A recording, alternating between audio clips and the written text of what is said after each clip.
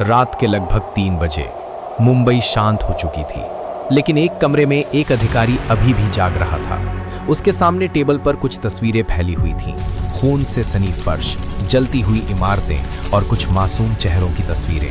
अचानक उसका फोन बजता है। दूसरी तरफ से सिर्फ एक लाइन सुनाई देती है, सर, जो हमने सोचा था मामला उससे कहीं बड़ा है। वो अधिकारी कुछ सेकंड तक चुप रहता है, फिर धीरे से कहता है, अब ये सिर्फ एक हमला नहीं, ये एक युद्ध है जो अभी खत्म नहीं हुआ। 26 नवंबर 2008, एक ऐसी तारीख जो भारत के इतिहास में हमेशा के लिए दर्ज हो गई। मुंबई, देश की आर्थिक राजधानी, जहां हर दिन लाखों लोग अपने सपनों के पीछे भागते हैं। उसी शहर में 10 आतंकवादी समुद्र के रास्ते दाखिल होते हैं और फिर शुरू होता है 60 घंटे का वो खौफनाक खेल, जिसमें 160 से ज्यादा लोगों की जान चली जाती है। Taj hotel, Oberoi Trident, Nariman house, Chhatrapati Shivaji terminus, हर जगह सिर्फ गोलियों की आवाज, चीखें और डर। लेकिन जब ये हमला खत्म हुआ, तब असली कहानी शुरू हुई। इस पूरे हमले में एक चीज सबसे चौंकाने वाली थी। एक आतंकवादी जिंदा पकड़ा गया, नाम अजमल कसाब। जब उसे पकड़ा गया, वो घायल था, डरा हुआ था, लेकिन जिंदा था। पूछताछ शुरू हुई। पहले तो कसाब कुछ नहीं बोलता, लेकिन धीरे धीरे वो एक एक करके सारे राज खोलने लगता है। उसे पाकिस्तान में ट्रेनिंग दी गई थी, उसे जीपीएस, सैटेलाइट फोन और नक्शे दिए गए थे। हर कदम पर उसे बाहर से निर्देश मिल रहे थे। ये हमला किसी छोटे ग्रुप का काम नहीं था, ये एक पूरी प्लानिंग थी, एक नेटवर्क था। हमले के बाद भारत की सभी जांच एजेंसियां एक साथ काम करने लगती हैं। हर कॉल रिकॉर्ड खंगाला जाता है, हर लोकेशन ट्रैक की जाती है।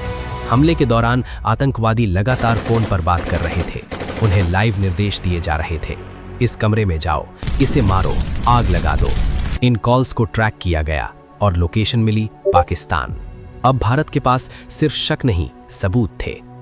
भारत ने सारे सबूत दुनिया के सामने रखे। अमेरिका, ब्रिटेन और कई देशों ने इस हमले की निंदा की। पाकिस्तान पर दबाव बढ़ने लगा, लेकिन पाकिस्तान ने शुरू में कहा, इसमें हमारा कोई हाथ नहीं है। लेकिन जैसे जैसे सबूत सामने आते गए, उन्हें मानना पड़ा कि हमले में शामिल लोग पाकिस्तान से थे। लेकिन इसके बाद भी कई बड़े साजिशकर्ता आज तक खुले घूमते रहे। और यही बात आज भी एक बड़ा सवाल है, क्या असली साजिशकर्ता कभी पकड़े गए? हमले के बाद भारत ने सिर्फ बयान नहीं दिए, बल्कि अपनी पूरी सुरक्षा व्यवस्था बदल दी। सुरक्षा एजेंसियां और मजबूत की गईं, नए सिस्टम बनाए गए, समुद्री सीमाओं की निगरानी बढ़ाई गई। अब भारत पहले जैसा नहीं था।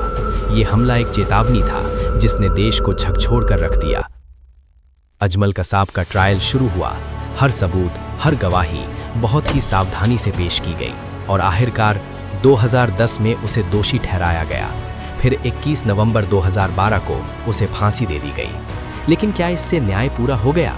शायद नहीं, क्योंकि असली साजिश रचने वाले अभी भी बच निकले थे। 26/11 के बाद कई ऐसी बातें सामने आईं जो आम लोगों तक कभी पूरी तरह नहीं पहुंची।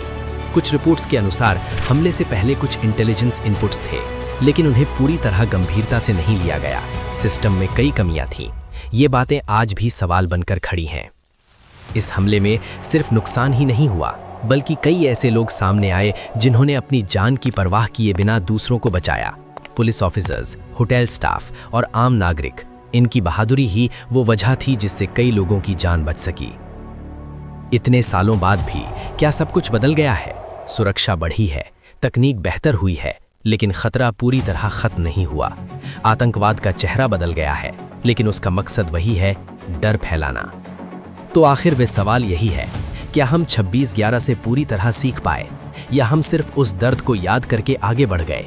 क्योंकि इतिहास हमें एक मौका देता है सीखने का, और अगर हम नहीं सीखते तो वही कहानी फिर दोहराई जा सकती है।